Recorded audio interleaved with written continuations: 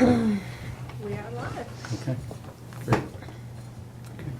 Please stand for the pledge. I pledge allegiance to the flag of the United States of America and to the republic for which it stands, one nation, under God, indivisible, with liberty and justice for all. Trustee Cheney? Here? Trustee Foster? Here. Mayor Newhart? Here. Trustee Galore? Here. Trustee McKnight? Here. I don't often make an introduction statement, but I just wanted to shout out to the Chamber of Commerce for Applefest and what a great job they did. Everyone did, and it was really the work of so many. And also to the Warwick Town Police, who had an incredible presence and set a tone of safety for that entire festival. And I thought that was really important, and I was really grateful that they were there. And also, not just our town police, but they brought in police from all over the county, actually, Chester. I don't know if Monroe was. I think Greenwood Lake. Greenwood Lake, yes. Your Yeah. Sheriff's Office, State Police. Yeah.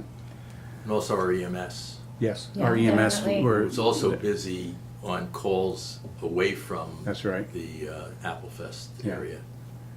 And the police presence every year is like very positive. Like it's just like the just the demeanor that they carry, and like they're just really kind to everyone, and you know, I think- Answering questions. answering questions and Yeah. and so I think it makes people feel both safe, but they also are not like nervous to have all of the police presence. Yeah. Like, Yeah, it was good. I think we also owe a shout out to Warwick Valley Telephone for offering free Wi-Fi for the day. That was a huge improvement for vendors. Also, Main Street merchants, I didn't realize on Applefest were having a difficult time with their service and their credit card machines. And so for the vendors and for the attendees as well. That's great.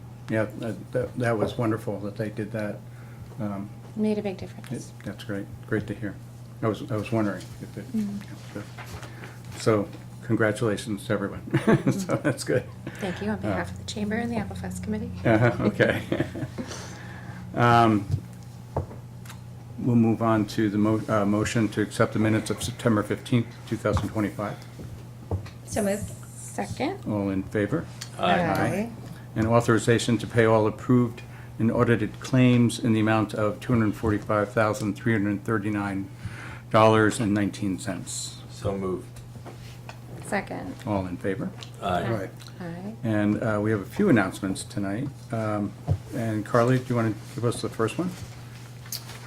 Sure. We have a call to artists, a request for qualifications.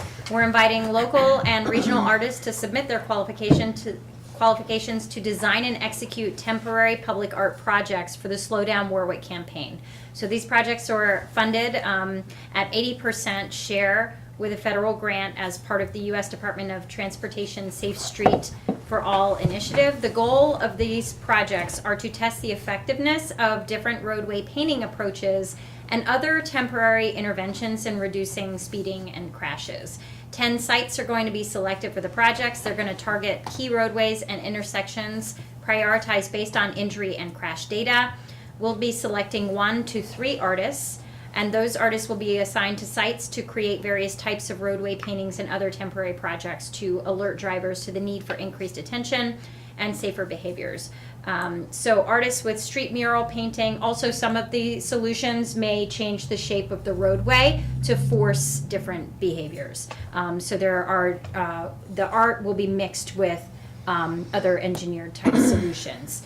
Artists with street mural painting and large-scale design experience, and artists who have applied community engagement strategies in the art-making process are encouraged to apply. So it's really important that folks that apply for this are ready and willing to work with the village, to work with transportation safety engineers and planners to kind of make the infrastructure more visible. And there's a good reason for this. This is all very, I know you just wanted me to make an announcement. No, it's important. Doing a little more than It's very that. important that it's explained, because I think people would not fully. Yeah, there's a good reason why we're mixing art and infrastructure, because visible infrastructure changes behavior a lot better, and also it makes the village an even more enjoyable place to live. So there's strong data that proves the efficacy of solutions like this, and we want to test which work better and best in our community, with the idea that we'll be publishing a report that then could be applied across other areas as well within the town. So you can find full details about the opportunity on the village's website. Applications are due October 14th. And there's a lot more information about the entire program on our website and beyond, and some photos of stuff that we're talking about. Very good. Thanks. Yeah. And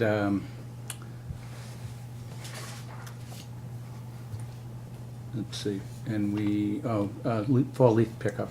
Would you, Sure. Gary? Now that fall is here, the Village of Warwick will begin picking up leaves on November 3rd. Try not to place them out prior to that if you can help it. I've already seen some now. Certainly with Halloween, you don't want them getting kicked around and ending up outside the bags. Leaves must be placed at the curb in paper bags. The last pickup will begin on December 8th. To ensure final pickup, leaves must be placed at the curb prior to December 8th. Residents may also bring bagged leaves to the Village of Warwick brush pile, located in the Village of Warwick Department of Public Works site in Veterans Memorial Park, which is open every Saturday and Sunday in October and November from 12 to 4. And while you have the floor, do you want to talk about water? Sure.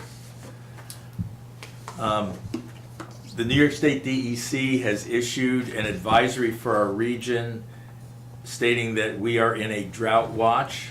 To explain that, a watch is the first of 4 levels of state drought advisories. Goes from watch to warning to emergency to disaster.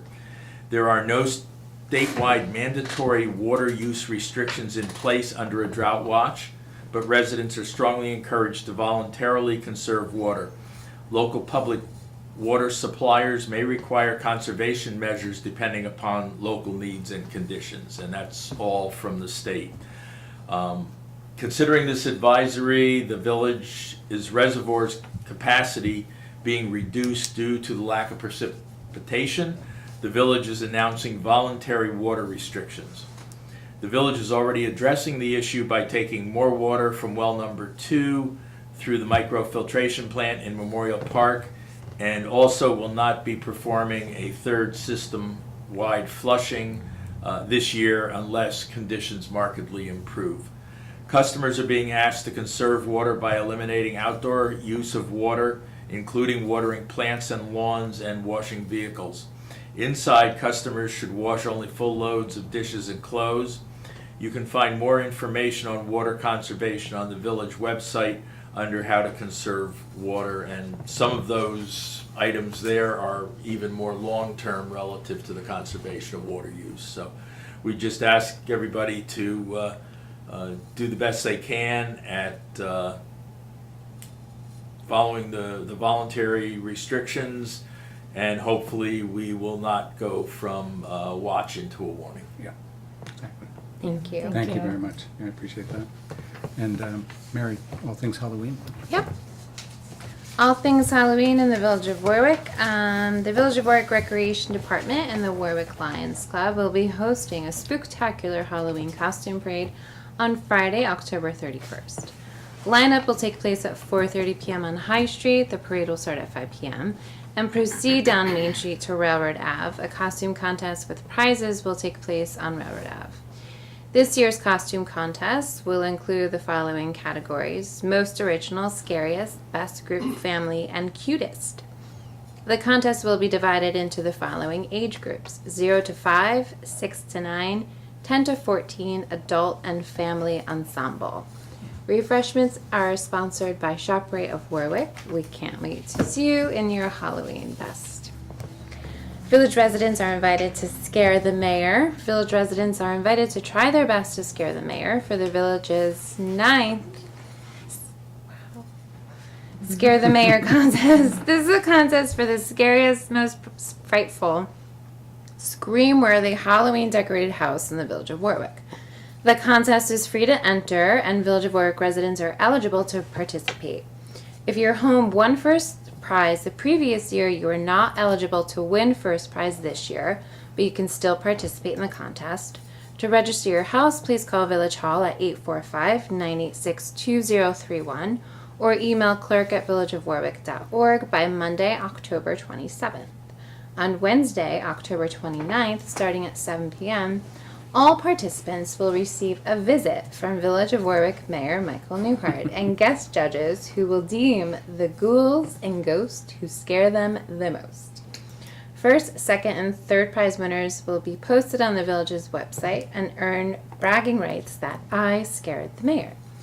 Additionally, one select home will receive the Carl Schleibel Award for Exemplary Skill and Thematic Creativity in honor of late Village of Warwick Planning Board member Carl Schleibel, who created the original haunted house on Oakland Court. Winners will be announced on Facebook, so string those purple and orange lights with care. Spread cobwebs as far as they can bear, creepy skulls, and candy corn too. Anything spooky, really, will do. The mayor anticipates the delights from all the scary frights, and they look forward to celebrating the best that residents can offer. And then we have a couple more. Warwick If You Dare, Village of Warwick Halloween House Self-Guided Tour. This year, the Village of Warwick will be compiling a list of Halloween decorated homes to be shared with the public as a self-guided tour. If you wish to participate, please email Trustee Mary Colora at colora@villageofwarwick.org by Wednesday, October 8th to include your home. Addresses only will be shared. Once completed, maps will be available on the Village's Facebook page and at Village Hall. And I just want to mention this is something I've worked on last year with Village resident John. What's his last name again? I forget. John. He's awesome. He's super into Halloween. Former mailman. Former mailman. I can't What's remember. his last name? DeLuca. Oh my God, it's coming up. DeLuca. DeLuca, thank you. Yes, sorry. So he's really into Halloween. He suggested this last year. He probably is watching. And it was a big success, so we're going to do it again this year. And then maps will be available before the weekend of October 17th. And then we have the Halloween curfew and road closures. There's Halloween curfew for all persons under the age of 18 unless accompanied by a parent or guardian on all village streets and parks or other public areas in the Village of Warwick between the hours of 9 p.m. on Thursday, October 30th to 6 a.m. Friday, October 31st, and again on Friday, October 31st from 9 p.m. to 6 a.m., Saturday, November 1st. The Village will once again close off Oakland Court, Welling Ave, Orchard Street, and Linden Place on Friday, October 31st from 4 p.m. until 9 p.m. High Street will also be closed on Friday, October 31st from 4 p.m. to 5 p.m. for the parade lineup. Thanks, Mary. Thank you, Mary. You're welcome. That was I all just things. became the queen of Halloween. Good job. Don't mind. Under correspondence this evening, we have an email from village resident Allison Meyerson commending Village of Warwick Water Department employee Chris Kane for his outstanding service and dedication. And also an email from St. Anthony's Community Hospital Facilities Management commending Water Distribution Supervisor Chris Bennett and Water Department staff Dylan Gerstner and Chris Kane for their foresight, coordination, communication, and professionalism during the replacement of multiple water meters and recent water main breaks. And really a shout out to the men in our water department. They do extraordinary work. They are on the spot, and they are also great ambassadors for our village. So thank you. And we appreciate when people email us because this goes into their file, and it's important. So thank you. And also a letter from village resident John Peruso requesting the consideration of leasable parking spaces in the municipal parking lot at the corner of Wheeler Avenue and Cherry Street. And also a report from village engineer Jane Samuelson of Engineering and Surveying Properties regarding T-Mobile's special use permit application for a wireless communication facility located at 15 Maple Avenue, St. Anthony Community Hospital. And that is what we have under correspondence and under discussion. Climate Smart Community Grant Program And we have a guest who's going to talk to us about that.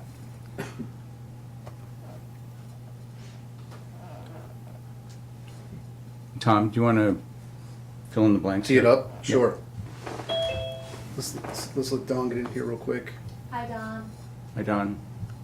Hi all, can you hear me? Yes, We can, Jen, you want to turn the video on so he can kind of see us a little bit? You mean see me? Or you can angle it a little bit. Yeah, hey, so Don, Tom McKnight here. It's down I'll at the tee it bottom. up before we get started. Perfect. I was Um, gonna ask you if you wanted to tee it up. I didn't wanna steal any of yours. Yeah, no worries. Thanks for being here. I appreciate it. You know, after work hours for you, so thank you. Everything all right, Carly? talking. Yeah, it's closed. Oh, Oh, there it is. Very good. Good call, Carly. It's okay. Figured it was easier and less disruptive, but it wasn't. Okay, so, over a year ago, through the consolidated funding application, we applied for a Climate Smart Communities grant to write 2 documents that are part of the CSC program, the Climate Adaptation Plan and Climate Vulnerability Assessment. We were awarded $25,000 for that. However, it requires a match. So, spoke with Don about this, and and Don's prepared to kind of walk us through, you know, what he put together. But the theory was a little bit different conditions back then. We had received just shy of $200,000 through various through NYSERDA, through various actions we've taken through the Climate Smart Communities program and that kind of parallel Clean Energy Communities program. So we got enough points. We so we were awarded all of that, and the idea is these 2 additional documents would also help us get additional points towards the CEC program, which has had grant funding attached to it at kind of light at the end of the tunnel. However, that well has dried up, they told us, and we were on the precipice of a lot more funding, and the money's not there. This is going back a year ago. I don't know if The additional money's not there, but our grant is still there. Grant's still there. And then is in-kind match allowable, or does it have to be cash match? Some in kind, yeah. So I'll get to that. Okay. So anyway, I don't want to conflate the 2 things. We had that the CEC grant through NYSERDA, which for the DPW solar farm, which is kind of a project that's in flight, right? Then we had this $25,000, CSC grant for these 2 reports. The theory was if we can have these reports done by professionals in this field, it would help us towards that next tier, for which ideally you would be able to stack things and get some more funding that we can put towards excellent projects in the village. And the 2 reports again are the vulnerability assessment and what? In the climate adaptation Oh, plan. okay. Okay. So, the reason I asked Dawn to help us think about this is because originally my plan was to put that towards grant funding, which would offset the additional 20-some thousand that we would need to put in. But since that is, maybe it's temporary, maybe it doesn't come back at all, I don't know. The NYSERDA funding is not there at the moment. It kind of puts a damper on that plan. The other avenue was to, as of a couple years ago, the Climate Smart Communities program, for the first time, started to allow grants for land acquisition, as long as it was pertaining to things like the watershed. And so we've got there's some land around the watershed, which I thought that could be a very a good project to preserve that. And there are some strings attached. You can't develop it or anything like that, but I think that would be the plan. So, Dawn, you're far more aware of the nuances here than I am, but thank you for putting together that proposal. But it's in the supporting documentation. But the idea being, Carly, going back to what you said about can there be some in-kind match? Yes, but I think that would only take us so far given the nature of the reports. So it would be. It might not though, because I'm a you are Climate adaptation a planner. pro. That is true. That is true.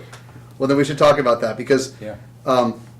with the $25,000 grant, and then we would have to put in, as Don proposed it, around 21,000. So that would essentially be 21,000 out of pocket without guarantee of anything coming from it, any kind of grants. Any future stuff?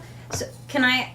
Please do. Yeah, let me just yeah. add a little bit more context. So, I don't know how much, I don't know if anybody's been following what's been going on with FEMA and the FEMA Act of 2025, which has legs. And basically, the way that disasters had been managed previously, if you had a presidentially declared disaster, you'd get 75% funding back, right? And then if you had, if it was a significant, or 75% reimbursement for like your costs of response and recovery and things like that, and then you could potentially also get funding for resilience related measures through a variety of mechanisms, right? And then if it was a very severe event, kind of similar to Hurricane Sandy, you could get up to 90%. Well, what the FEMA Act F20, and then there was a lot of support that would come through FEMA and all this other stuff. So what that actually does, the FEMA Act of 2025, and it does seem to have a lot of legs, is it pushes a lot more capacity down to the local level to like manage the recovery process. And it includes within it something I like to call a carrot big enough to be a stick. And what it says is that you have to invest in risk mitigation policy and projects. And if you do, I know, I keep doing I know, this. I'm like, Oh, I'm sorry. As the mayor moves his head. I'm sorry. It's like when you're driving, you're looking at me. Yeah. So if you have to invest in, we're not calling it climate adaptation. Let's call it risk mitigation, hazard mitigation related work. If you fail to I'm do using that, CSC terms for the that go on. sure. If you fail to do that, you will only potentially get reimbursed 65%. And if you do it to a level of satisfaction that they like, you get up to 85%. Okay, so there's incentive to be making sure that we're doing what we should be doing, and we generally do what we should be doing anyway. Another reason this information would be really helpful to us, now I haven't heard anything from the county, right, about the county hazard mitigation planning process. It's done. Well, see, so I don't know how inclusive that was, like, for us, and, Yeah. Look, we have an annex for the village. Yeah, and so part of the reason that there could be value in us having some additional stuff on our own is that what they also want to do with this act is they want to turn the BRIC program, which was actually launched under the first Trump administration, and then there was a whole bunch of hullabaloo earlier in the year about it going away, and but it's not going away, all this other stuff.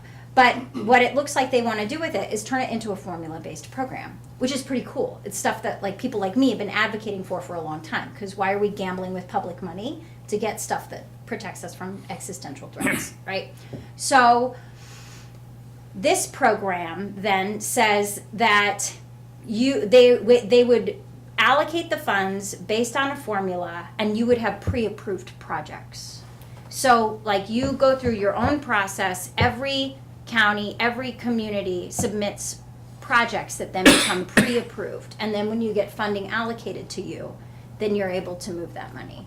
So if we have a grant, Well, would that include land acquisition around the watershed? yeah, so I mean, this is like hazard mitigation 101 stuff, right? Like land acquisition around the watershed are good examples. I mean, in the village, we know we have flood-related issues. We have drought and water supply concerns, and there are probably dimensions of risk that we don't fully understand that are evolving for us. I'm very concerned about like our agricultural region, and so on and so forth. So anyway, that's just my pitch for if we have money to do this kind of thing, then I'm all for us doing it. Is it? And Don, I'm sorry, I know we're just teeing this up, but This is excellent. we'll get to you. Is it fair to say that having these two reports, forget for a second that they are, high point earning actions on the CSC list. is it fair to say that having these two reports will tee us up, will prepare us for these kind of formula-based projects? I believe so. And granted that the act has not passed yet, but there's these grants are out there, and this is something that's kind of been back in my mind as like a concern to be working toward, long term anyway. So anyway, I'm just kind of saying, I'm just providing a little bit more context as we have these conversations. And if there's a point at which we have to make a decision or we lose the money, we could see where this act goes. But I think what we are We seeing. do have to make a decision. Let me find the date of Yeah, that. so I mean, Well, as, it was in December of '24 that it was awarded by DEC. Thank you, Don, yeah. Okay. And Don, do you know when that expires? I don't know what the sunset is on it, I'll admit, not off the top of my head, but, I mean, in terms of considering going after it, will it get you in better position? Absolutely. Another thing is, it's $25,000, you never like to give the money back to the state, right? It's poor form, it doesn't look good, quite frankly. One other item that was brought up was the in-kind match. We're more than willing to work with the village on what makes sense. What we tried to look at is where could Raina's team administratively at Village Hall may be able to provide some value. Maybe DPW, we talked about walking the properties that we're talking about. That with staff time can be done at their hourly rate plus their benefits. One question, Tom, we went through when we talked about could anybody on the board help? Absolutely they can. I think something we'd have to figure out is what's the allowable dollars that go towards the contribution in kind? Because I think, according to my team, like if it was a volunteer basis, you get it figured at $15 an hour. You know what I mean? That takes a lot of hours to get to a match that, represents something, so to speak. If it's a board member, depending on what your salary is and how it's determined in dollars per hour, could that help or change? Maybe, but the volunteer threshold makes it hard on in-kind match. That's all. I just want to make that aware to people, that's all.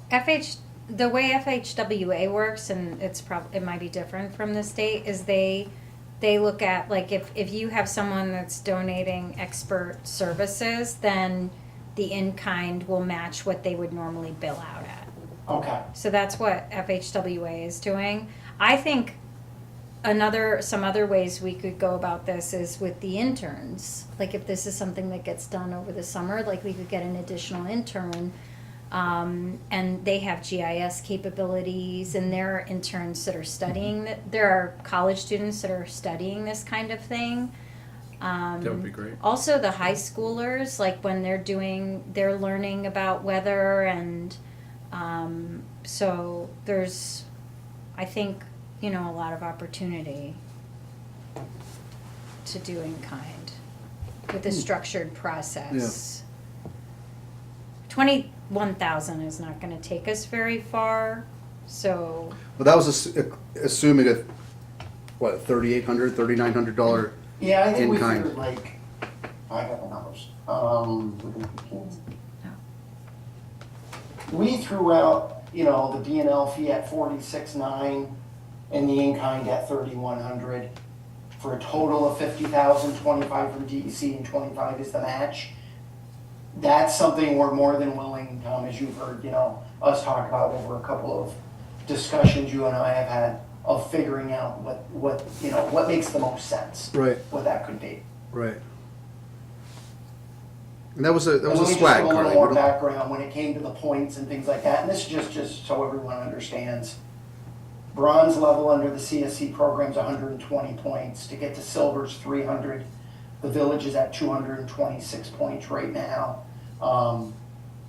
Primarily through, I know you completed a municipal and community greenhouse gas inventory, you did a government climate action plan, and a few other things. I think you did the pledge and stuff like that, so that's where you're at. You're past bronze, which is great, and you're more than halfway towards silver.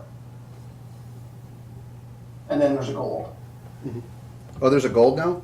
I think they're still working out the details of it exactly, but the intent of the CSC was always bronze, silver, gold. Oh, and wildfire. Said drought, wildfire, flood. We know we have some.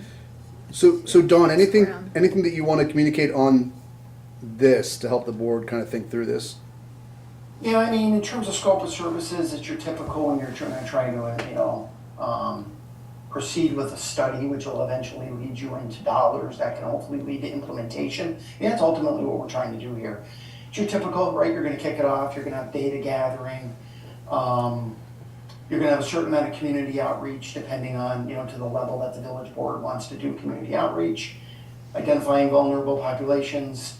It's like we said, when you start developing the additional vulnerability assessment, you're looking at current and future climate hazards. Many of them have been mentioned here, right? Winter, drought, heat stress, flooding, so on and so forth.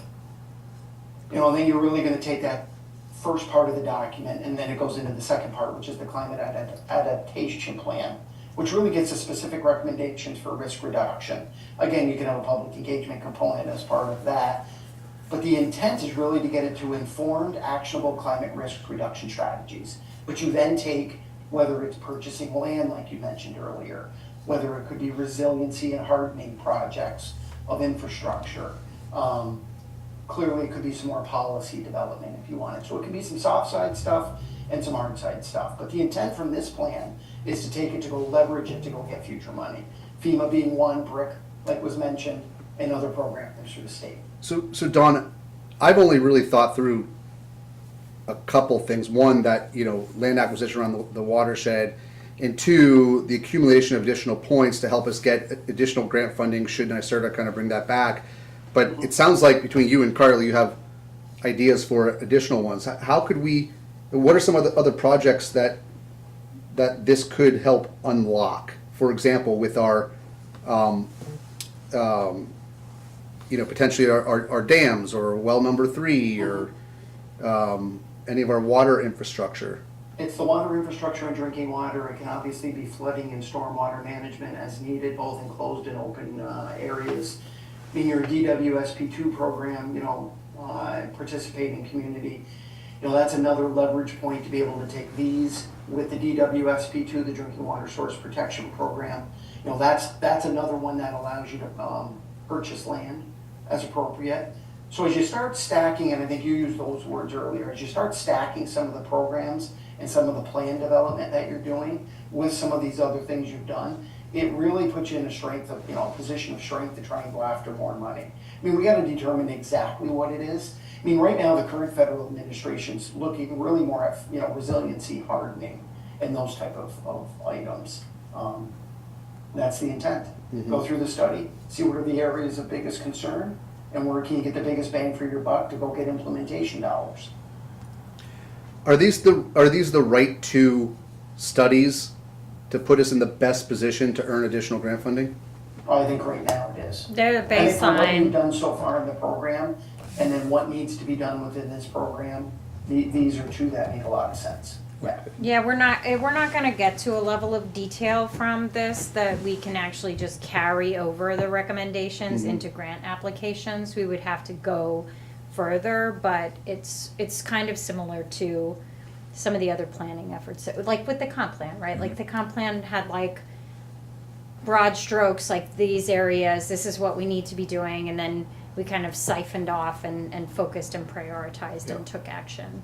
Mm-hmm. And Don, when we talked about this, it was awarded in March. It was too late to pull the trigger on this before really the end of the budget year, and then before the end of the CFA deadline, right, for last year. So my hope would be that we would have it, if the board decides this is something that we want to do, to have these studies done well in time for us to apply for the next consolidated funding application round which I think is ends next July or something. Usually, they're always the end of July. It seems like it's the fourth Friday, the end of the month. Yeah, okay.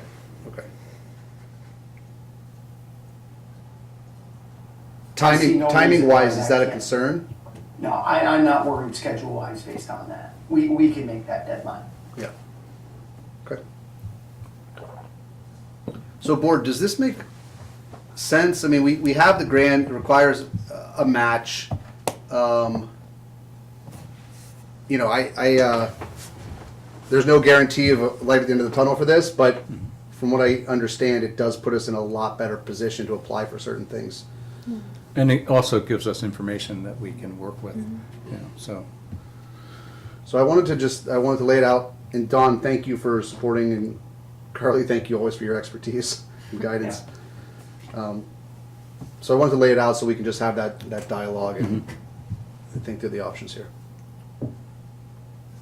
Yeah, I think there's like some things that could spin out of this that are beyond the scope of what Barton and LaJudas would do. Like, one of the things that I've been thinking a lot about since the fires in LA and also the fire that we had is like what exactly our evacuation strategy would be for like the 25-30% of our population that are elderly, a lot of which like are living in sort of key areas, you know, questions about that, questions about kind of like our watershed or food security. It's supportive of like the tank project, you know. So there are projects that we have that are in alignment with these purposes, but it adds additional support, you know. Yeah. So Anything for Don while we have him here? No, I thought the proposal was, you know, pretty solid. Yeah, very informative. we would probably, like, we could probably talk about how we could make sure that we're making the, like, most of like, the expertise of an engineering firm. Like, they don't necessarily need to be designing the outreach and engagement, you know, and we could. I think we do a pretty good job ourselves. Yeah, Not Yeah. that I can take any credit, but you do a great Yeah, but job. I think there's like a knowledge of like the demographic and like tabling at the farmer's market and putting things that we've been proven to be successful for us. And we can partner with Sustainable Warwick, I think, on this in particular. It would be very helpful. Yeah, that would be great to chat with them about because they have a lot of experts on staff as well. And where they could be supportive. so Don, I just ask you a question relative to the scope you've presented and the associated fees. Does what you've presented reflect the fact that you're going to be probably leaning pretty heavily on what the county has done with the annex that the was done for the village and that the village participated in? And yeah, so I guess that's. Yes, and I need to confirm, and I apologize, I've been scrambling on my computer while you guys have been talking. I'm 99% sure we did the last county hazard mitigation plan. You did the first one. They did, We yeah, the did- one You in did the first 2018. one, and yeah, there's been a subsequent one Oh, there that has was been a sub- completed I don't probably remember if there's been a subsequent within the one. last Okay. 6 to 10 months. It's not online though. Our annex isn't. It's just got the base plan. For 2025? Yeah, only the 2018 annex is online. They don't have an OSRP. Oh, it shouldn't be any problem getting it. I don't know we What might not- firm? We may not have it. I don't remember the firm that did it. It was IEM. Was it? And then in terms of the projects that we might be able to position ourselves for down the road, I know we mentioned land acquisition in the watershed. Carly had mentioned the dual tanks at the reservoir, that water tanks, storage tanks that Barton and LaJudas has designed, and we've been just waiting for somebody to show us the route to the pot of gold. And so how does it deal with infrastructure, other infrastructure that might be vulnerable based on its age, condition, and maybe capacity to do what it's intended to do? And I'm thinking in particular about culvert replacements that might be undersized and in poor condition. Well, a couple things, Barry, I think. If you're looking for in-kind match opportunity, I think the ability to identify those and have those reviewed by highway department staff, whether or not you think you have an intern capability of being able to help look at that, that can definitely get inventoried and as part of the plan. I think it would be a broad brush stroke to say, what do we think are general, improvements? I mean, we're obviously not gonna get into engineering of culvert upsizing or desizing or several culverts, but it can get planned out so it's appropriately, between that and the annex for the hazard mitigation plan, so that we want this to be usable. I don't want this going up on the shelf and then we never use it again. So the idea is to be able to get that information, get it in here, so that we can use it to go after future money. But yes, we can do that, part of what you're talking about. And those types of projects would ultimately be eligible for the larger funding opportunities. That's the intent. Yeah. Yeah. Yeah. Okay. And I think we've always been proactive about trying to position ourselves to not only do the right thing, but also get some assistance, financial assistance from the state or the feds. So this makes perfect sense. It's right in line with that approach that we've been taking for quite a few years now. So what would be, I mean, it sounds like the consensus of the board is to move forward. What would be the next steps? Well, I mean, I think the next step would be to figure out what we could do for the in-kind match realistically. Okay. But part of that is, I suppose, depends on what work we might have, the DPW do, any of the other staff do. I think, Don, we're a bit restricted, and we don't understand what the different ways that the staff could contribute. Sure. I mean, some of it is administratively getting all the documents pulled together. I think some of it is field assessment, walking stuff, pulling together that field data maybe. Historical That was another impacts. item we looked at. I mean, one thing we talked about is, can the village help in any way if we're gonna draft this report in drafting sections or not? And we were worried, how sticky will that get? And just time commitment and availability. So we were really, when me and you had talked, it was administrative. I would think when you talk public engagement, if you're looking at farmers market, if you're looking at any of that, and if Sustainable Warwick or someone else can help, that's all in kind. So I think it's field work, administrative, and public engagement. I think those are the first three to start with. And if there's anything else as part of the report, we can talk about it. What about the Cornell Cooperative Extension?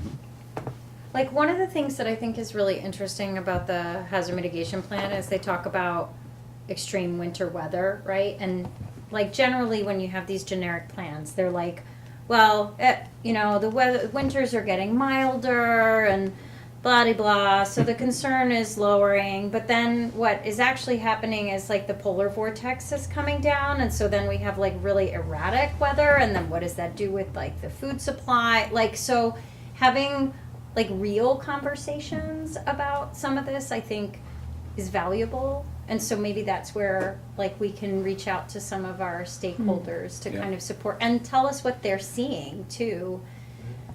I mean, I would specifically do outreach to our seniors and to our youth. To me, those are the two most vulnerable populations that we have. And is our infrastructure, for example, our park infrastructure, is there enough shade? Is there enough, water? Is there, are the amenities there that really cover the needs of those populations in particular? So. Well, and anybody that was outside during Apple Fest this weekend knows about a phenomenon called urban heat island. Yeah. And that's when you have like a lot of concrete and it creates a lot of ambient heat. Including a brand new paved Railroad Avenue. Yes. Yeah, that's true.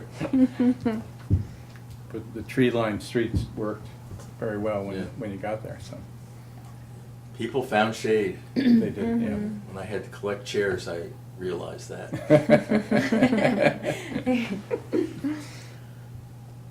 So the question that I keep going back to is,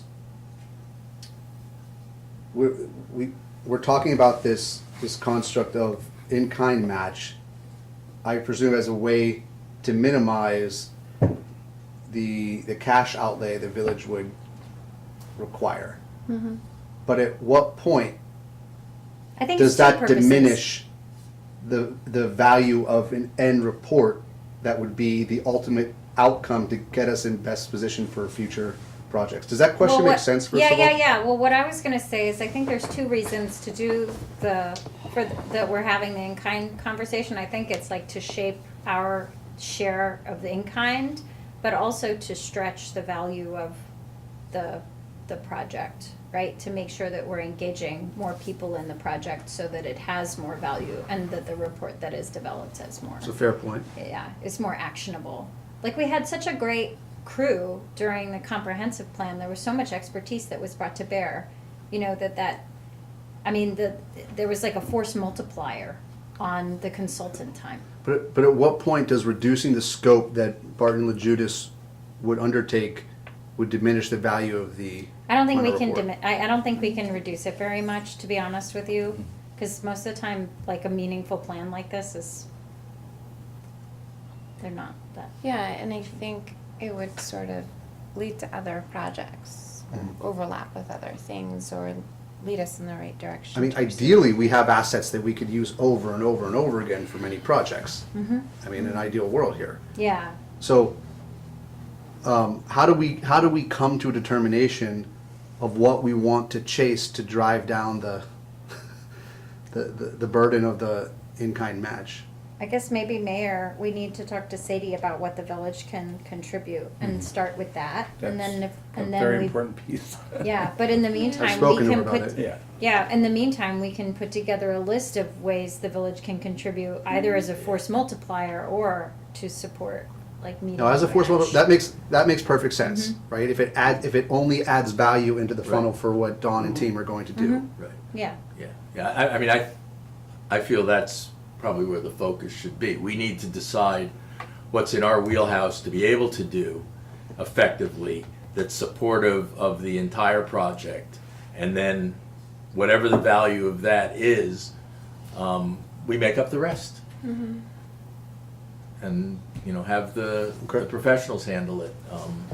I think we've also probably got a timeline. I mean, obviously, we've got a timeline. We talked about it earlier, next July, we want to be ready. And so we don't want to use more of our time if it's going to stretch the schedule. We want to make sure that, whatever we're doing, we know how to do it, and we can do it in a timely fashion. In parallel, basically. Yes, yeah. So Dawn, what is your process such that we come to you with an idea of where we can collectively contribute that would offset the fee? I mean, obviously, you have a process of putting Yeah, I together mean, a at the end of proposal. the day, if you can tell me what you think you can contribute in on those tasks, what do we estimate as what we think that in-kind equivalent is? And we'll just revise this up so that we get the line between the in-kind and then the B&L fee to match the 50,000. I mean, we can figure it out as we go. You know what I mean? If I'd rather get going on this, even if we agree to a line right now. We said it was 3,100. Let's say it's more. Let's just say we think we could get to 8,000. Then we'll start at that line. And honestly, if the line moves a little bit through the project, we'll just marry it up with a letter to the village. I don't want to kill ourselves up front. Sure. Killing the schedule by trying to figure that out. You know what I mean? Yeah, So and I we're appreciate just gonna that. Figure it out as we go. Yeah, I appreciate the perspective. So we'll need to get from Sadie some parameters to work within. I'd already talked to her about this, and she told me it's doable, but that was a conversation. So it's time to get. Of course, yeah. Don, you Finer didn't details. include, it doesn't look like you included who the project manager would be and who we would be working with Mhm. on this. Is that Yeah, something? Charmaine John is our climate It's action at the end, specialist. yeah. I don't see it.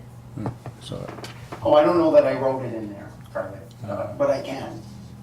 But she's not here today It's because she's right, out there. yeah, It's I on the saw last- it. last It's on the paragraph. last Yeah. Presentation, but page. But I she is our think- climate yeah. action specialist. What's wrong with me? Can you make it a little larger? That might be it. I don't see it. I don't think it's in this proposal. It's like the last paragraph. Charmaine John. Do not hesitate to contact. Oh, it doesn't And say Dawn, that they're Doesn't the say Dawn, project mind a manager. point? For the high impact actions, as they call it, for these two reports, or for the CSC, there's varying point levels. One of them is a max of 16 points, the other one's a max of 15 points. Yep. Obviously, however it's written, we'd like to align to the standards that we can achieve the maximum.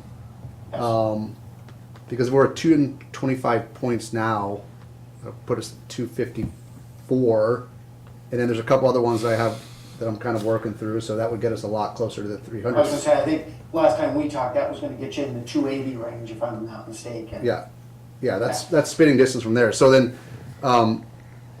if NYSERDA opens up that pool of funds again, I'd like us to be first in line. Mm-hmm.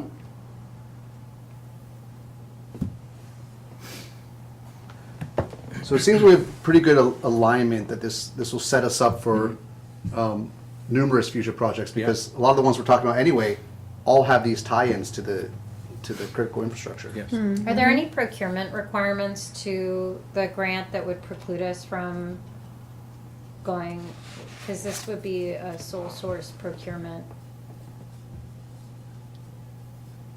My understanding at 25 and under for the money that the state gives, it's strictly at local jurisdiction for procurement services. Does it meet ours though? Because that would be close to $50,000 procurement. So that's just maybe something for us to, Yeah, we should Look at look at that. that. Well, It can 25, be 25 is a grant. It can be qualifications based, and you don't necessarily have to go And it's- through and as it's extensive Okay. a Consultant. process. right. Yeah. Okay. I'm just flagging for us Well, to. Dawn, thank you very much. Yeah, Thank thank We you, appreciate Don. your time and your Appreciate it. expertise and your partnership. Absolutely. Yeah. Thanks a Thank lot. you. Thank you. Bye. Good seeing Have a you great all. night, Dawn. Okay. See you Thank you. later. Bye. So we'll meet with Sadie. Okay. Thanks for arranging that, Tom. Yeah, No, that was good great. discussion. Appreciate it. Yeah, it was good. And we're at public comment. So if anybody would like to speak to the board, yes. I just had a question. What, the gentleman who just spoke, I'm guessing his first name was Don. What's his full name, title? I was just like, No, Where are we at? Fletcher, There it Fletcher, and he is Executive Vice President with Barton okay, and LeJudas. okay. And if you go to the website and the agendas, under the supporting documents, Okay. his proposal His That is was what I was proposal, gonna ask yeah, too. Okay. exactly, yeah, Thank you so much, appreciate that. yeah. Yeah, sir, Yeah, my name is John Burzo. Oh. One of the letter writer. Correct. Well, I figured if I wrote a letter, I should show up and speak to it. That's good, versus very good, send thank it. you. So I've written for consideration to turn the municipal lot down at the end of Wheeler at the corner of Cherry into leasable tenant parking. Are there any questions? I feel like it's a rather straightforward ask, but I'm happy to elaborate or. And the reason is because you have a two-family residence, is that what I'm, Correct. yeah, Correct, so I'd like to get another space. I will be moving out of the home to another home in Warwick. mhm, So it's gonna be rented out. I'd like to have an additional space to secure off-street parking for one of the tenants. and there's not enough parking on the site, I guess. That's where we get into all the different lot coverage and everything like that. So technically, there is enough parking. However, because of the way the home is set up, the garage is on the front of the house, and by code, you can only have one space. Though there's technically two spaces in front of the home, it only counts on paper as one. So I'd like to, rather than add additional driveway around the perimeter of the home, just be able to lease one. I have applied to lease one of the spaces at in the bank parking lot. Yes. I've also received permission from one of the local businesses here that will allow me to have extra spaces that will, in a close proximity to the home, Okay. that will allow me to lease from them. But the reality is, if I do that, right, will they actually use it when it's 100 feet away from the home, right? Am I satisfying a requirement, or am I providing something that actually will be used to, for what I'm saying it will be used for? So that's why I'd like to lease it from there, because in all reality, they will park there and they won't be on the street. So I think it's a discussion with the board, or between us, and so I don't think the board is prepared to have that discussion tonight, but we can start, thinking about it, and at the next meeting, I'll put it under discussion. What about, though, Cherry Street Apartments, that is very adjacent to your building? It's on Wheeler, correct? And there's actually a sidewalk that goes right from that parking lot to Wheeler. Have you looked at that at all? I have not, and that is a good idea. Yeah. And one, I didn't expect you guys to discuss and make a decision. Yeah. I just felt it was appropriate that if I raise it, I should show up. I'm glad you did. Thanks for doing that. Yes. And I'm happy to come back for the next discussion, but no, I did not there. I did speak with Warwick Auto Body, who's right here. Yes, The of course. property goes around back, so it's relatively equidistance, but I just figured if the lot's right there, it just checks a lot of boxes, because a lot of residents already park in there. Why not use it for this, and then it creates income for the village at the same time. And these are single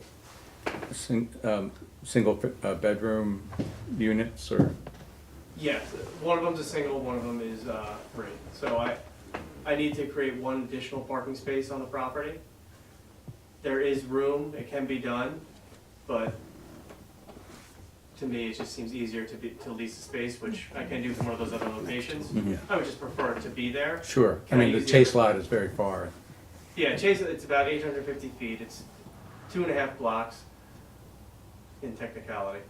But I would realistically use the Warwick Auto Body one, or ideally this location. I can do it around the property, around the side of it. You'd have to see it to understand what I'm speaking to. No, we have to pull it up, yeah, I understand. But, yeah, there's room on the side, and actually I found, there actually used to be a driveway there. It's a whole story, I'll spare you the boring Yeah, details there. But I could put one there for privacy bushes, but, No, that's the wrong house. my whole request, when I went through the start of this process, was to keep everything as it is, right? That was why I even took the stance to go forward. Like, I didn't want to change anything other than the classification of the home because of the zoning that it sits in. So it should have, that's subjective. What I was hoping for is that it would be a relatively, I think what's existing, we keep it.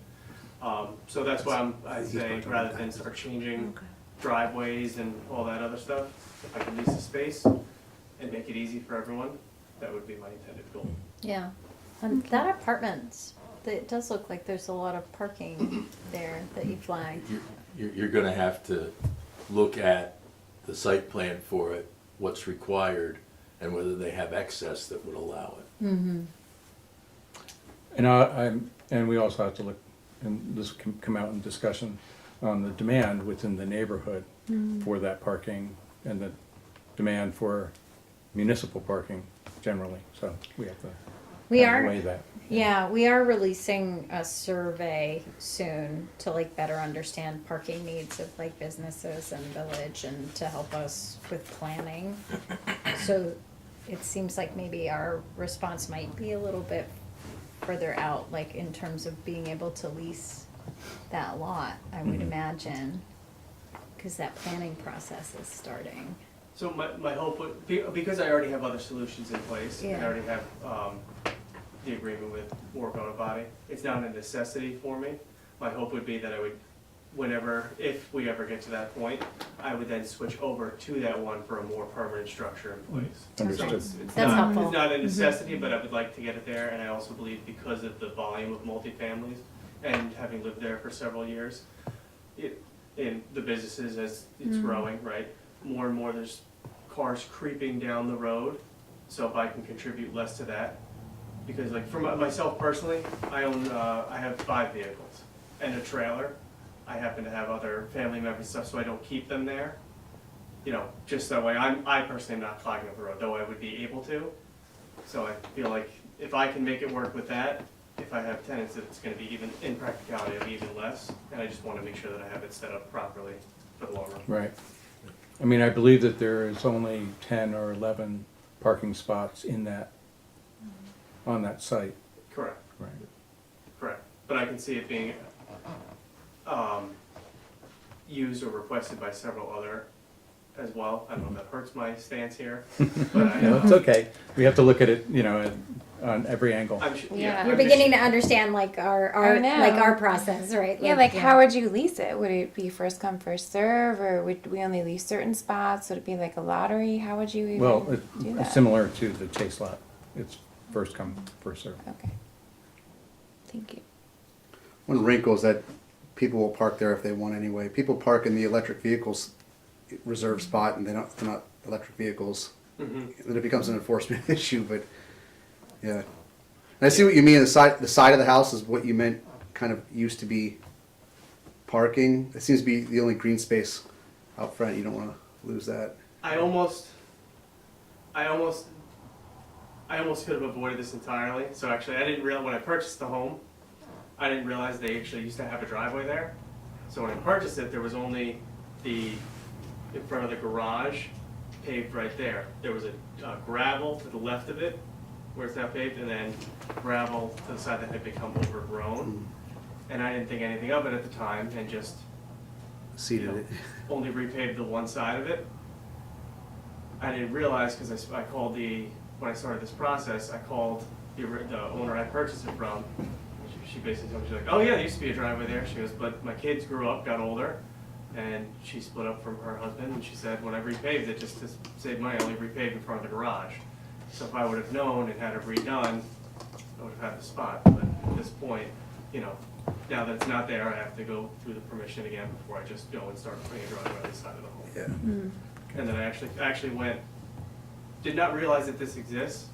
If you go on Google Maps, if you go to the street view, did you guys know there's a date? Yeah. setting? Yeah, you can rewind. Oh. Yeah, I didn't know that was there. I didn't know I actually that. found, and I can see the old photos of that, Of that of that driveway. existing, Hmm. as just, That's so it's not my neat. word. I didn't know that. So I would just look to reestablish that.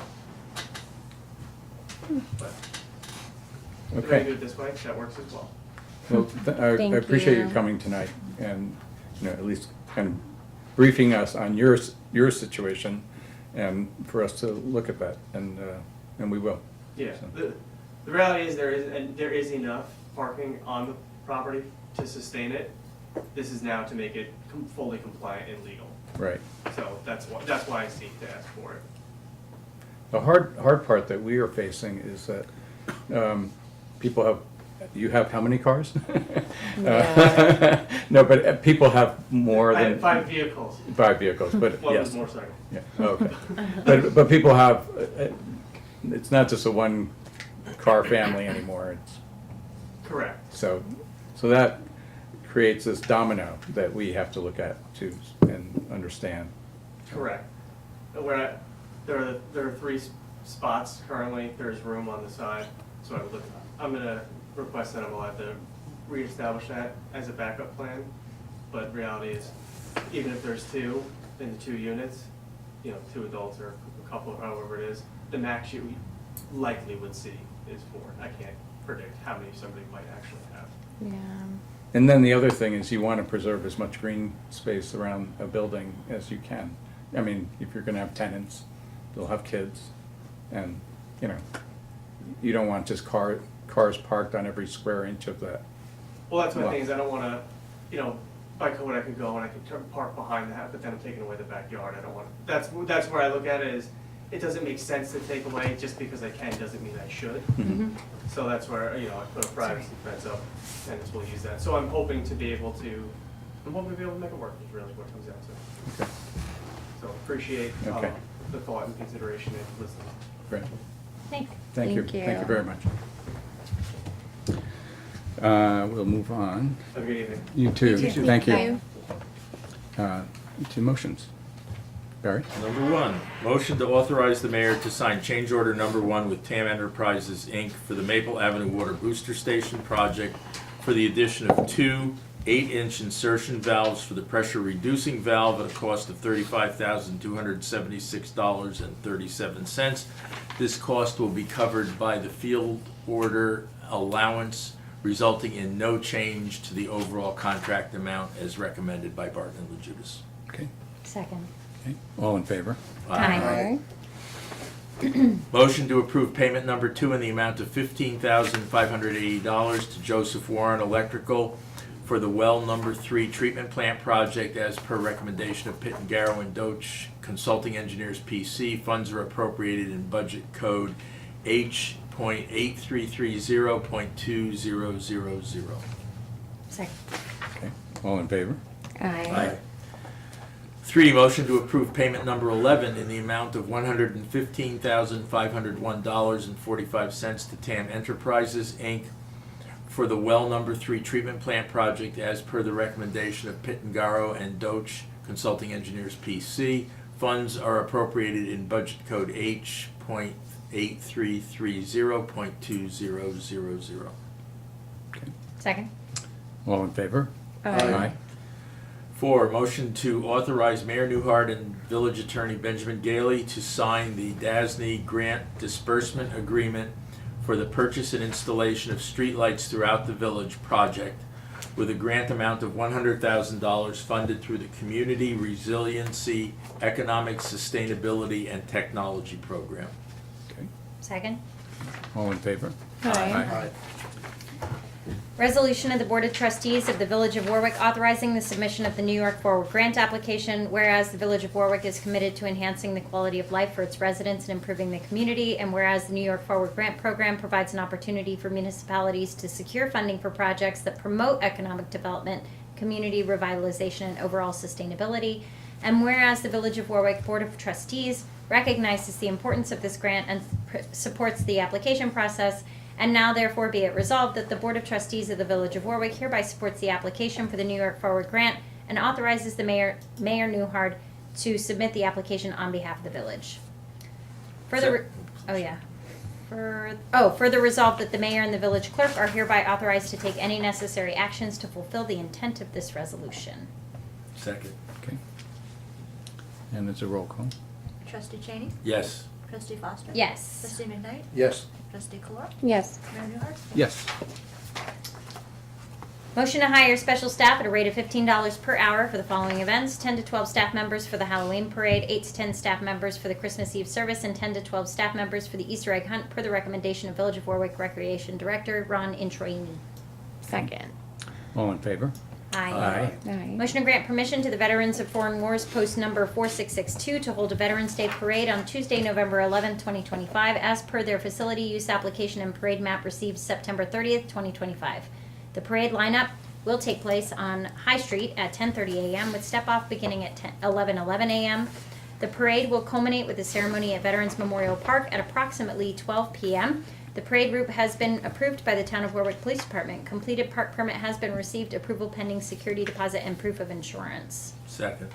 I just got a message from Carmine Garitano from the VFW, and he's invited the board. So I just want you to know. Thank you. Okay. So we have a second. All in favor? Aye. Motion to close High Street on Tuesday, November 11th, 2025 from 9 a.m. to 11:30 a.m. for the Veterans Day Parade lineup. Second. All in favor? Aye. Motion to grant permission to the Village of Warwick Recreation Department to hold a Halloween parade on Friday, October 31st, 2025. The lineup will be at 4:30 p.m. on High Street. The parade will start at 5 p.m. and proceed down Main Street to Railroad Avenue, ending on Railroad Green for a costume contest. The Warwick Police have been notified and will assist with the event. Second. All in favor? Aye. Motion to close Oakland Court, Welling Avenue, Orchard Street, and Linden Place on Friday, October 31st, 2025 from 4 p.m. until 9 p.m. and to close High Street from 4 p.m. to 5 p.m. on October 31st, 2024 for the Halloween parade lineup. Okay. So, Do I have a second? Second. I have a Yes. question though. Discussion. This, I might just be having a brain foo-foo, but the parade, I know that the parade ends at Railroad Avenue.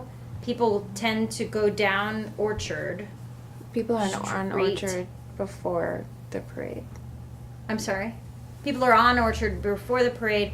Usually the police stops cars on Oakland up to Orchard. But that doesn't seem to be indicated in the motion. They may be directing traffic to They direct support traffic. crossing of Traffic, pedestrians, yes. but yeah, they don't close it. Okay. They hold it off. They direct traffic. Okay. Okay. So we have a second? All in favor? Aye. Motion to impose a Halloween curfew for all persons under the age of 18 unless accompanied by a parent or guardian on all village streets and parks and other public areas in the village of Warwick between the hours of 9 p.m. on Thursday, October 30th, 2025 to 6 a.m., Friday, October 31st, 2025, and again on Friday, October 31st, 2025, and 9 p.m. to 6 a.m. Saturday, November 1st, 2025. Second. All in favor? Aye. I'm laughing because I know what we're trying to prevent happening on the night before Halloween, and it just tickles Gate me. night. Yeah. Okay. Motion to authorize the mayor to enter into an agreement for repayment of water and sewer charges with the property owner at 26 Oakland Avenue, Warwick, New York, in the amount of $4,000 to be paid in 12 quarterly installments of $333.33, and authorize the mayor to sign the same. Okay. Second. All in favor? Aye. Motion to refund Lou Sorgenti of 148 South Street Extension in the amount of $15 for garage sale permit number 1855-25 due to cancellation of the event scheduled for September 26th to 28th, 2025. Okay. Second. All in favor? Aye. Aye. Motion to grant permission to the Village of Warwick employee Sadie Andershak to carry over 4 vacation days. Second. All in favor? Aye. Motion to approve the attached budget modification request as per the village treasurer's memo dated September 24th, 2025. Okay. Second. All in favor? Aye. Resolution of the Board of Trustees of the Village of Warwick authorizing the application for a grant to the New York State Unified Court System Justice Court Assistance Program. Whereas the Village of Warwick recognizes the importance of maintaining an efficient and effective justice system, and whereas the New York State Unified Court System offers the Justice Court Assistance Program, JCAP, to provide financial support to local justice courts for improvements and enhancements, and whereas the Village of Warwick Court seeks to enhance its operations and services to better serve the community, and whereas the Board of Trustees has identified potential projects and improvements that could be funded through the JCAP grant, and whereas the 2025-26 grant cycle presents an opportunity for the Village of Warwick Court to secure funding to support these initiatives. Now therefore be it resolved that the Board of Trustees of the Village of Warwick authorizes the Village of Warwick Court to apply for a JCAP grant in the 2025-26 grant cycle up to $30,000. Further resolved that the clerk to the Justice Court is hereby authorized to execute any necessary documents related to this application and to take any actions necessary to fulfill the intent of this resolution. Second. Okay. Trustee Cheney? Yes. Trustee Foster? Yes. Trustee McKnight? Yes. Trustee Calora? Yes. Mayor Newhart? Yes. Motion to acknowledge receipt of the special use permit renewal application for a wireless communication facility from the AT&T for the existing wireless facility located on the rooftop of St. Anthony Community Hospital, to set an escrow for the processing of the application at $2,000, and to refer the application to the village attorney and the village's engineering consultant for review and comment. Second. So, quick question on that. So we have T-Mobile applying as well to be up there. Yes. AT&T is already Yes. on there. Is T-Mobile also on there, or the? T-Mobile's also on there. Okay. I believe they submitted for a new application because theirs had expired. Oh, that's what happened. Okay. Yeah. Okay. That's correct. And And there may the, be another carrier on there that we're chasing down. got it. And the escrow, what is that? I mean, what does that map to in the schedule fees? That's what I'm trying to figure out. I How is that think determined? the escrow, you have to go back and look specifically at that section, but I think that the escrow is established, and I'm not sure by whom, whether it's the board or whether it's the I believe it was, building inspector. I think it was the building inspector with a conversation with the engineer, so. Because in the schedule of fees, the only one that's $2,000 is the planning board application fee. Well, but it's in, so the fees are in the application fee for an original application is $7,500. This is It's a not in the renewal. schedule, is it in the schedule of fees, is that? No. Okay, so it's actually in the body of that conditional use. Oh, it's tucked away in the zoning code. Yes. Yes.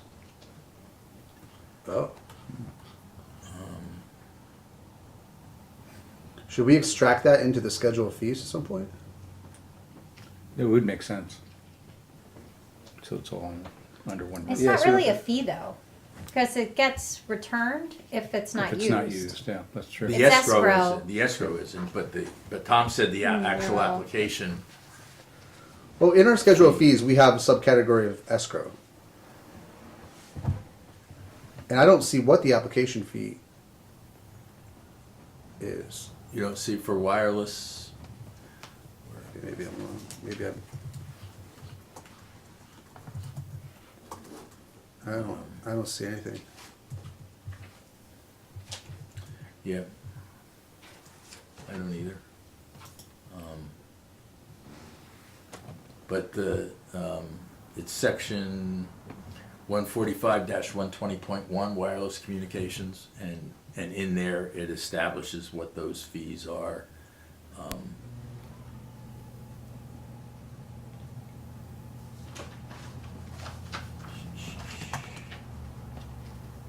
And it also allows for the village to obtain any support, professionals that are necessary to aid in the review of the application. Paid Which for. will come before the village board. Because it's a special It'll use permit. Probably come before both, but yeah, it's especially, the special use permit is definitely the village board. So are they paying an application fee or, because it's a renewal? The renewal fee is $2,500. A new application is $7,500. Because I'm looking at this schedule of fees. The only thing I see for special use permit is just an application fee of $200, but it doesn't apply to. Yeah, you've got But again, I'm to, not looking at the zoning code right now, so Right. maybe that's. you've got to go to the zoning code. Yeah, I would love separately for us to have all fees, escrows, everything right in the schedule of fees, because it's a little bit unwieldy to go searching through. It's in that section, it's DD, application fees. So where, I'm sorry, where in the, what section of the zoning code are you looking in? Sorry, I thought you mentioned it. What did I say, 145 dash 20, let me find it. 145 dash I see wireless communication. 120.1. .1. And it's, what did I just say, DD, or what? That has the, Sorry, y'all, bear with me 1 second, please. DD has the D. application fee. It does, I don't see that. It's, here we go, WXYZ AABBCC DD. Jeez. Oh my gosh, you're right, okay. hold on. BB, I was looking at D, Rewrite. subsection D.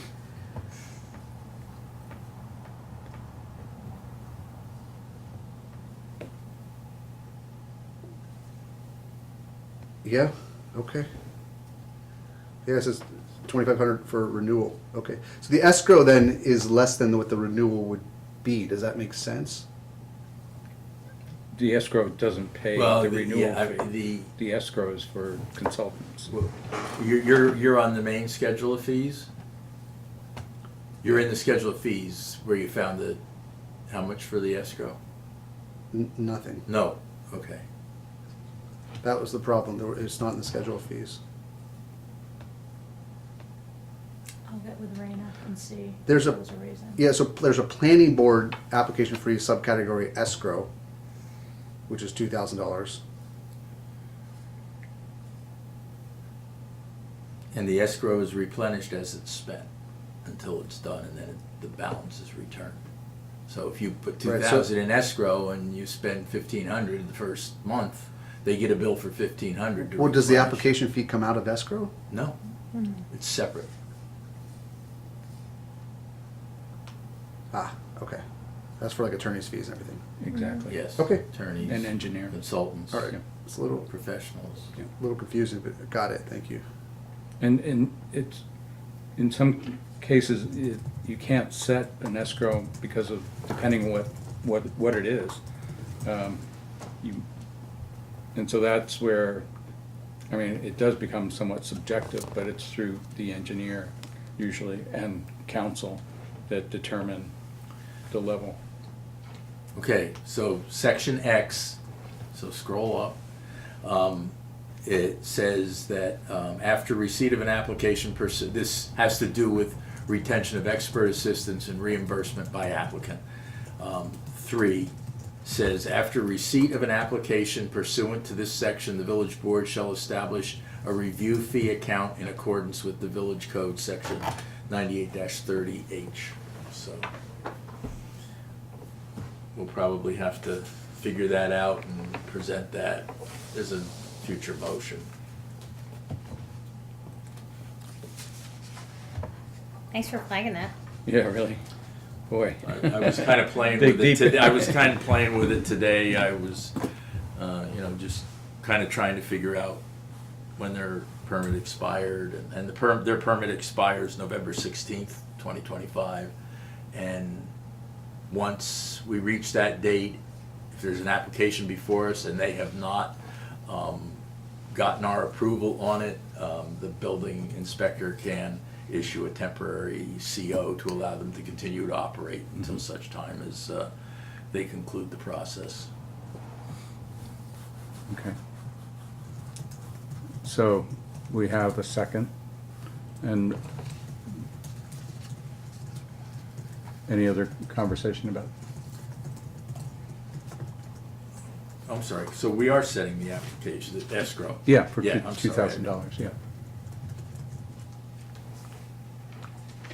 So all in favor? Aye. Aye. And then there's an addendum, and Carly, if you could do that. Sure. Motion to authorize the mayor to sign amendment number 1 to the service agreement dated September 6, 2024 with Barton and LaJudas DPC for the Village and Town of Warwick Transportation Planning Consulting Services for the Multi-Use Trail Strategic Planning and Feasibility Study project as part of the 2023 Empire State Development Strategic Planning and Feasibility Study Funding Program, increasing the scope of services and compensation by a cost not to exceed $26,440. Funds are appropriated in budget code A1440.4000. Okay. Do I have a second? Second. Okay. All in favor? Aye. Aye. Okay. And that's it on motions. Let's see, where we are. No, public comment? No. Final comments from the board. I just, if you could, Sure. So the Warwick Skate Park Initiative will be hosting a grand opening of the skate park on Saturday, October 18th at 2 p.m. This brand new state-of-the-art concrete skate park features a bowl and street feature that will serve as a long-lasting recreational space for skaters, BMX bikers, and families for years to come. Thanks to the Kasuka Foundation and all our supporters, donors, and volunteers, Mayor Michael Newhard will speak and officially open the park for skateboarding. Please RSVP to warwickskatepark@gmail.com, and then the afternoon before, Friday, October 17th at 4 p.m. There will be an official ribbon cutting with the Warwick Valley Chamber. Nice design. Thank you. And then we just want to Just wanted discuss, more. I know there has been a lot of comments that there have been people skating on the skate park. Please be respectful and wait till the grand opening. I don't really know what else to say. That was well put. Very well put. Succinct. It's To the point. exciting. I mean, And I want to say, Important. good luck with that. yeah, I know. But just so the public is aware, Yeah. the concrete is set. I think that was the biggest concern when people saw people skating on it. There's no concern about it being damaged at the moment. But there's caution tape around it. There's a lot of landscaping that has to be done. There's some signage. It's still a work site. It's a work site. Yes. And there, thank you. you know, for example, the Department of Public Works has been going through with magnets, taking up nails, Oh, yeah. all sorts of scrapnel that or shrapnel that is there, and you know, because it has been a construction site since For May, months, yeah. and there were all these forms that were created and debris left from that. So so we need the site to be safe, outside of the concrete part, which is very safe, but the landscaping, the earth moving, the grading, it's all taking place now, and hopefully most of it will be complete by the 18th. So, Safe if you're wearing a helmet and elbow pads and knee pads. well, the rules and regulations are posted, and similar to the rules and regulations of the other skate park, and but yes, and parents really, if you have young kids, you should be supervising. And the one thing that I love about skating and the skating community is there is a great camaraderie, and a lot of teaching goes on, you know, from the older kids to the younger kids. Yeah. And so I'm sure we'll see a lot of that. But it is an extraordinary park, and we are very lucky to have it. So the ribbon cutting should be a lot of fun, and then the day of Saturday, the festivities. So this is considered a soft opening, I believe. Yes. And then next We're gonna have spring, another party. another party next spring. So hey, Opening. the parties never stop. So that's great. And I just want to mention, we had a resolution on New York Forward. New York Forward is a grant which focuses on downtown revitalization. And it's through the Department of State. And we've applied in the past, and we've come very close, and so we're hoping that this will be our year. What they're looking for are transformational projects in your community that will truly, you know, affect the community at large, but affect, you know, it could be the look of your community, but also the infrastructure that for parks. It could be many things, and it's as creative as we want to make it. So we will be doing a lot of community outreach to get your thoughts, community outreach on many different levels. We're sending a survey out, and that survey is to building and property owners throughout the central business district. And we will also be setting up at the farmer's market this coming Sunday, and then not the following Sunday, but the Sunday after that. Then we'll probably be doing other forms of outreach to specific groups of people. As I mentioned before, you know, when we were talking about the climate smart community, our youth and our senior populations are really important in terms of getting comments and an understanding. Also, we have a wonderful Latino community that we should be reaching out to, and they have a lot of information that they can give us in terms of the quality of their lives and what changes could be made to make that better. So we've got our work cut out for us, so it should be interesting. And one of the things that we have done and we will do again this year is we do a walkabout with local architects. So we ask all the architects in our community to take a morning off and to walk through the streets, kind of envisioning what it could be, how it could be better. You know, sometimes we are so used to looking at a street the same way, and sometimes with another set of eyes, you can reimagine that street and make it so much more interesting. Yeah. So, so that's an exciting kind of exercise that we do. So, so anyway, I just wanted to tell the public what we're up to in that respect. Board, anything else? Yeah, I'm gonna be excited when the meeting's over because I'm heading down to the intersection of Main Street and West Street because DOT Oh, this yeah, evening that's correct, yeah. is supposed to begin the work on making the improvements to the infrastructure, the stormwater infrastructure that's been in such bad shape for quite a while. It's going to be all nighttime work, so they're gonna start at 8 p.m., end at 6 a.m. And they're expecting it's only gonna take 1 week, so it's gonna be impacting, I'm sure, for the residents who live in that vicinity. There are a lot of apartments Yeah. about that. And, I'm sorry. again, hopefully it's only 1 week, and we'll see how that's going along. And with that, it's important to make sure that if you're traveling during construction activities, that you be mindful of the construction workers. It can be dangerous working that close to traffic, and they need the full attention of every driver. So, thank you. Thank you. I have an update as well. So we did do the opening for the pump track this weekend, Yes, and yeah. so there's photos of that on the website. And so, last meeting we thanked the Lions Club and everything, but the chicken ordinance, the Cluck Committee Yes. has been meeting, and there's a web page now up, so the board and the public and anybody that's interested in the process can follow along.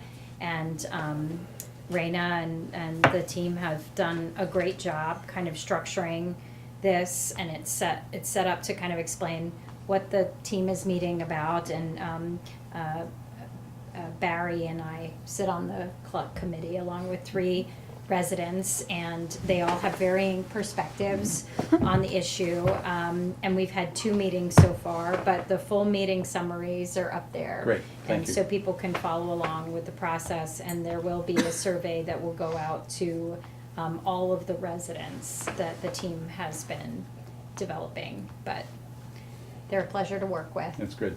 Thank you. Thank you for taking the time and focus on this. Yeah, and they're not, it's, one of the things that I value about the committee is they're not, nobody on the committee is just really focused on their own perspective. So the very first meeting, the team agreed to, I keep calling them a team, but it is a committee, it is a team. They agreed to the decision-making process, why they were there, a schedule with key milestones. They identified key issues, questions, and considerations, what qualifies as an authoritative source, what experts need to be consulted. One of the committee members in particular went and did a ton of research and pulled a bunch of communities around New York State that have ordinances, evaluating the ordinances. And then during the last meeting, we finalized the survey, and we all went away with the responsibility to reach out to at least one community and speak with them That's in great. advance of the next That's really meeting. good. Very good. Yeah. Very thorough. Yeah. That's great.